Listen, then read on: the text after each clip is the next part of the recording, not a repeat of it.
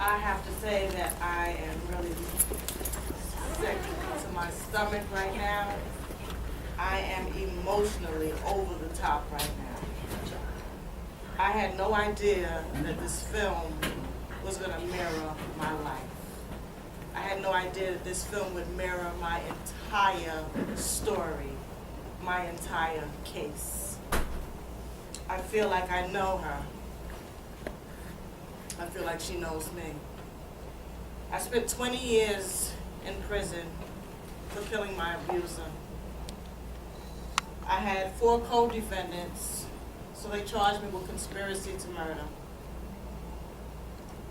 I also had a life insurance policy on my abuser that his family knew about, that they used the insurance policy against me to say that I conspired to have him killed. Without going into much detail, because I really don't have the strength after watching this film, I too was faced with so much legality while in prison trying to fight my way out.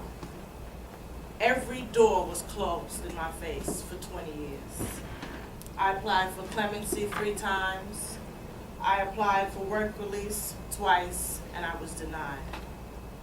I went back into court on a hearing where my co-defendant who testified against me turned around and then testified that everything that he said was a lie, and I was still denied.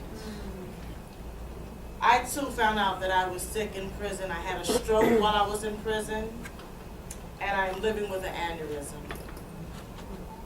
Yet I'm free. And after seeing this film, I wonder how free I really am.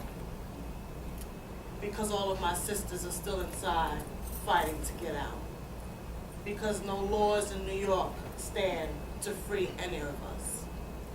After 20 years of being incarcerated, obtaining my bachelor's degree, doing all that I could possibly do to make myself different, not even so much wanting to persuade a parole board, but I needed to make a change in myself.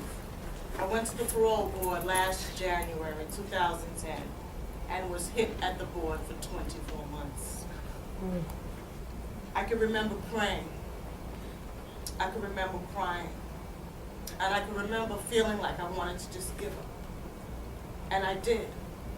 I can remember going to sleep and not wanting to wake up because my mother had died waiting for me to get out of prison, her only child, as I was handcuffed and shackled to her bedside to see her for the last time.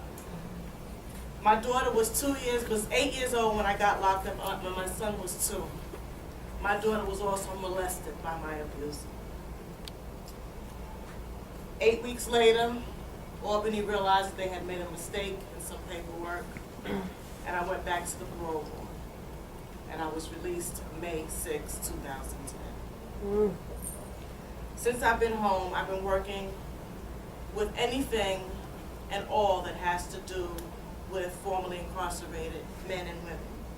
I was fortunate enough to be able to come home and reside with my real father and work at my church for about 4 months until I got a job working at Steps, working with Sister Mary Nerney as a reentry specialist. So I counsel women that are coming home from prison and jail that have domestic violence cases.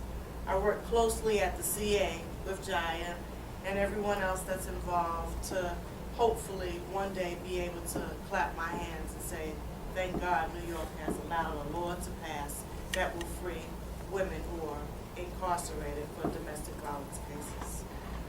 I don't know how much more to say, but to ask you all to just stand strong and connected and believe that something can change, can happen, and that a law can actually come into place to free all of our aunts, mothers, sisters, daughters, cousins, whoever it might be, whether it's closely related to you or someone that you know who has a family member that's incarcerated. Continue to believe and have hope, because I do. I never thought that I would be able to stand here and speak about this. I speak in churches, I speak in hospitals, I speak to whoever will listen to my story, and trust and believe what I shared with you just now is a small piece, a very small piece of everything that I have endured. I am so sorry that this woman died, but she did not die in vain. I was sitting there watching the film, thinking about how I was going to be able to write her, because I was sitting thinking that she didn't get out. I didn't know that she was going to get out and then pass away. And my heart was wrenching. My stomach was turning, because I was already thinking about the letter that I was going to write to her. And she's gone. So all I can do is continue to pray and write letters to those who left behind. Deal with parole and all their nonsense. Deal with the laws, and hopefully one day be able to stand and clap my hands saying, we made it, and we finally got a little pass.